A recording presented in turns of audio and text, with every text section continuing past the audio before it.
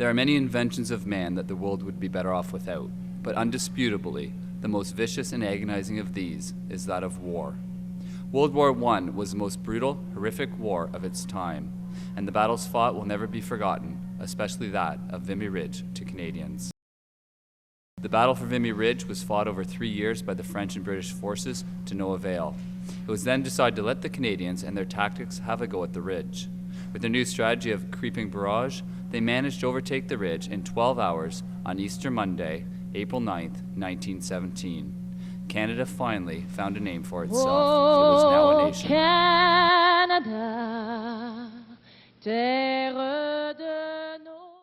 In 2007, just under 3,000 students from Canada took part in an important part of our history. On April 4th, they left the nation of Canada from St. John's to Yellowknife to converge on the fields of Vimy Ridge, France, on the 9th of April, Easter Monday. This would not be the beginning of their trip, though. Most would arrive in London, England, on April 5th to start off their tour of Europe. They would see such sights as the Millennium Wheel, Big Ben, and Buckingham Palace.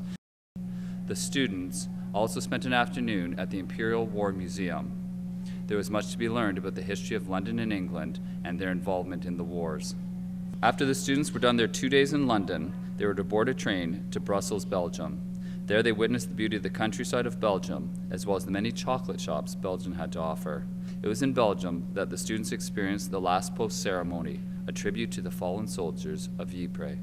After this, the group traveled to the northern part of France for the 90th anniversary of Vimy Ridge the next day. Their day started early. At 6 o'clock sharp, they had to be up and ready and on the bus. At 7:15, they left to make their way to Vimy Ridge, the memorial site. On the way to the Vimy site, they stopped at the cemetery where many of the fallen soldiers from Vimy Ridge were buried. As they arrived at Vimy Ridge, they were quickly rushed to a cemetery where a ceremony for the students of Durham was taking place. There, they stood behind a tombstone for each fallen soldier and placed a poppy on top of it out of respect for the soldier buried there. The ceremony lasted approximately 30 minutes. After this, there was a quick break. Then it was off to the main site, which held the memorial. It started with a march over to the site where the students had to get into rows of 10. The students marched down to the main site where the rededication ceremony would take place. There was an open field where students would stand for the duration of the ceremony. When they got there, the students celebrated and waved for the many cameras present. Then the ceremony began. As Vimy Ridge was gifted to Canada by France, the Canadian Prime Minister, Stephen Harper, was the first to arrive. Prime Minister Harper, in turn, welcomed the French Prime Minister, Dominique de Villepin, and Queen Elizabeth of England to Vimy. Then the Queen had the honor of the rededication of the monument and the laying of the first wreath at its base. To Canada and to all who would serve the cause of freedom, I rededicate this magnificently restored memorial. After this, the military band played and the whole ceremony was concluded with jets flying overhead. The next day, it was time to visit another historical site important to Canada, Juno Beach. There was a museum at Juno Beach where it highlighted all of the tasks completed many years before on D-Day. The museum was very educational for the students as it planned out every aspect of taking over the beach and most of the victory of World War II. In Paris, they saw much of what this great city has to offer.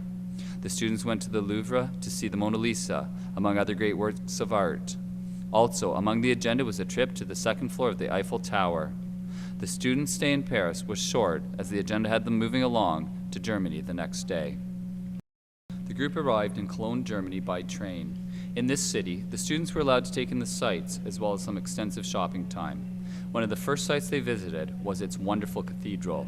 The students enjoyed this cathedral as it was a feast to the eyes, a truly humbling experience. The students also had the opportunity to visit several war museums, as well as a museum dedicated to the Holocaust, its victims and survivors. The students found these stops very informative.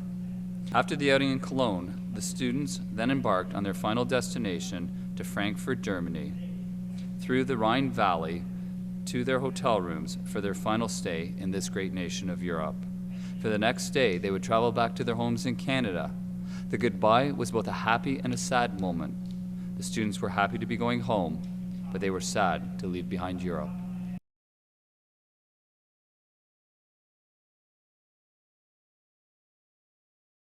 The most useful thing that came from this trip is that every one of the students that came with us will never look at Remembrance Day the same again. I read about what Vimy Ridge was and I was interested in it at school, but I never really, by going on this trip, I really got a feel of what happened there and what it was like, and I never would have got this experience just by sitting in a classroom. You actually saw the battlefield, you saw the craters, you saw the shell holes, you saw the trenches, and then it all just kind of hit home at that moment. Well, it started off, I didn't really know much about the trip. I just sort of wanted to go on it because I knew all my friends were going on it and I knew a bunch of people going on it. But as I started to learn more about the trip, it seemed like so much more than just a normal trip. There was so much history involved.